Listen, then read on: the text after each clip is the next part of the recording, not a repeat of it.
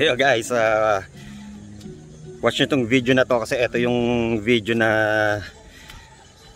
in-update ko yung DJI Fly Up version from 1.9.0 to 1.9.1. So ito yung test ni Mini 2. So yan, dito pa rin sa may hanging bridge, dito sa may lugar sa may sa amin. So hindi ako tumitingin sa camera kasi nakakatakot dumaan dito, hanging bridge. So yan, dito ko tinest. Tingnan nyo yung lugar. Yan. Yan, dyan ko yung tinest. Yan. Yan, dyan ko yung tinest. Dito sa lugar na to. So, watch for the video. And give this video a thumbs up and subscribe to the channel.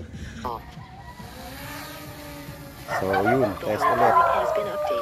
Please check it on the map. Ayan. So, yun. Ito tayo dito sa... Medyo nabulabog yung mga aso. Sorry.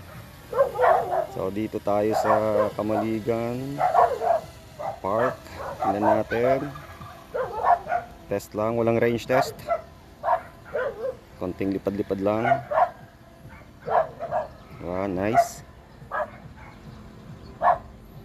Nice location, nice test. 1.9.1 version. So ito yung bridge. Hanging bridge siya. Nice.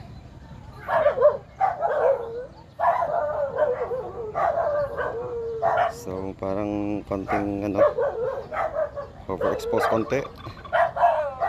Okay, yan. Okay. Binawasan ko na konti yung exposure. Nice test.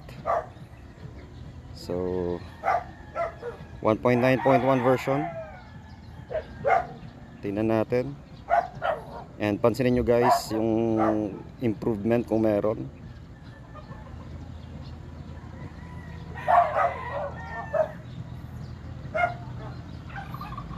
So far wala akong napapansin na improvement.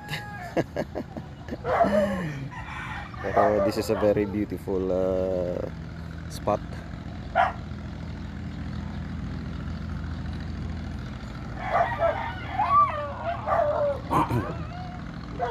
Very beautiful spot. Ayun, ganda makuhanan to. Yun, no? Para may boat. Yan, nice. Sundan natin to, maganda to. Nice.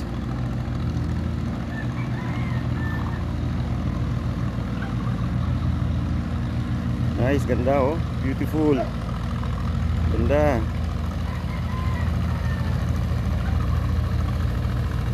Ganda oh. Yan, sama na natin to sa test.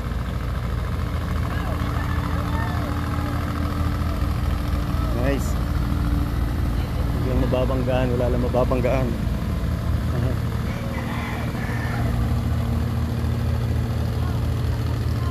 Wala lang mababanggaan.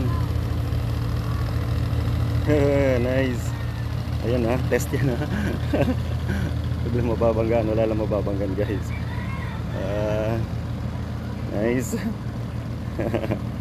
Ayan, ganda. Ayan, kasama sa test yan. Ganda. Beautiful. Ayan. Alright, balik na tayo. Mapalayo. So ayan, papalayo yan. So balik tayo ito sa magandang spot. Ayan, yan. Ito. Balik tayo dito. Ayan, ganda. Ganda rin sana ng ano na yun eh, ng tawag doon,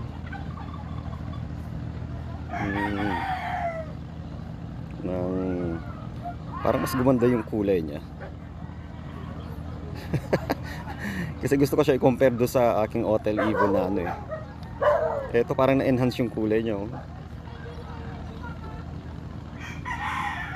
Ganda oh.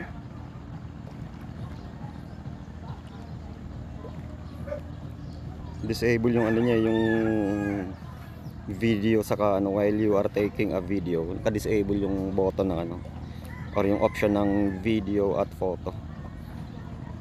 pagka nakastack ka ng Pag nasa video ka, naka-ano lang siya, naka-disable siya. Parang ma-enable ulit yung mga option na yun once na nag-switch ka sa, or pagka pinatay mo yata yung yung video. Tingnan ko nga. Kaya papatayin ko yung video. Ayun, doon lumabas. Di ko lang alam kung doon sa mga previous version kung ganun pa rin. Ayun, ganda oh. Ang bridge.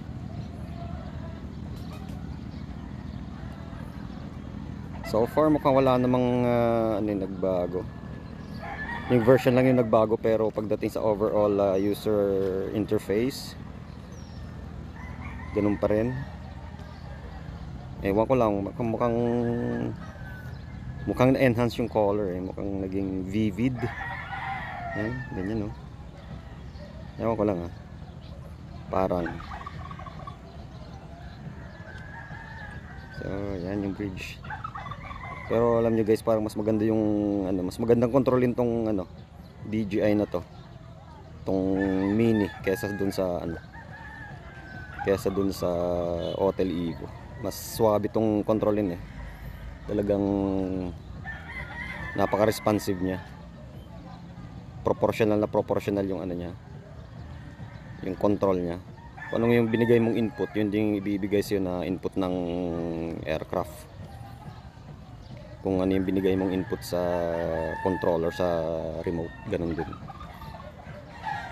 So this is the place. Ito yung parang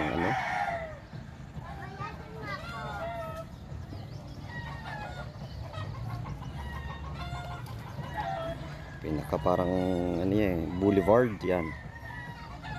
Yan yung boulevard. Ang ganda rin ng lugar na to, na-develop na rin. Nice. Okay, so far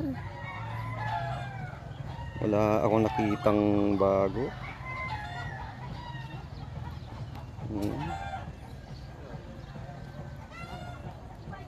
Wala akong nakitang bago guys.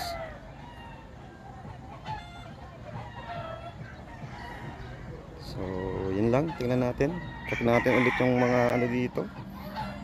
So yun, wala, 1.9.1 version. Hindi ko na alam kung may nabago. Wala akong napansin. Baka kayo may napansin kayo, viewers.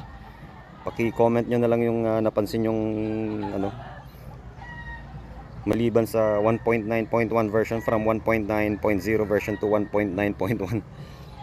So check nyo na lang. So merong update. Tingnan nga natin tong update na to. Kaya mamaya na lang. Later na lang. Kanina pa lumalabas Fly safe require update. Mamaya na lang pag dating sa bahay. Na-update ko na siya yung version. Anyway. So yun. Okay, let's go home. Okay na. Okay na tayo. Okay na tayo guys.